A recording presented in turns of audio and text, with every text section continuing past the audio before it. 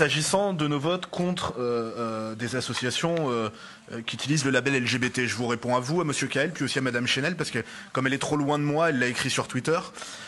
En fait, le fait qu'une association se revendique LGBT veut pas dire qu'on est obligé de voter ses subventions. Il n'y a pas une obligation formelle, il me semble. Par ailleurs, s'agissant des associations en question, sur le fond, le centre LGBT, il est dirigé par votre ancien attaché de presse, désormais directeur de cabinet d'un de vos vice-présidents à la Trinité. Cette association, elle avait appelé à voter pour vous lors des élections régionales. Nous considérons, ça a d'ailleurs été déjà l'objet de propositions, d'amendements, etc., que les associations qui sont subventionnées par l'ensemble des citoyens de cette ville n'ont pas à prendre parti dans le champ électoral.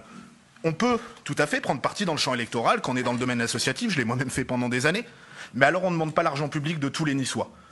On peut tout à fait avoir une opinion politique en tant qu'association, mais on n'est pas obligé d'intervenir dans le champ électoral pour appeler à voter pour tel ou tel. Après, on a, nous, avec un certain nombre de ces associations, et en l'occurrence celle qui nous était présentée aujourd'hui, un problème politique. Je sors du champ électoral, un problème politique sur ceux qu'elles défendent. On n'a pas là non plus obligation, parce qu'une association se revendique LGBT, de poursuivre, de financer son agenda militant. Ce sont des associations qui, pour toutes celles contre lesquelles nous nous sommes exprimés aujourd'hui, défendent la PMA sans père. La PMA sans père, c'est-à-dire la possibilité de recourir à une PMA. Nous considérons que l'on ne doit pas priver, ça peut arriver dans la vie qu'on soit privé de son père, ça s'appelle des accidents de la vie. Mais nous considérons qu'on n'a pas à priver sciemment des enfants de père. Nous sommes contre la PMA sans père, ces associations la défendent. Et puis, mais j'espère au moins qu'on sera tous d'accord là-dessus. J'espère au moins qu'on sera tous d'accord là-dessus. Je m'adresse notamment à Madame Chenel qui m'a interpellé sur Twitter.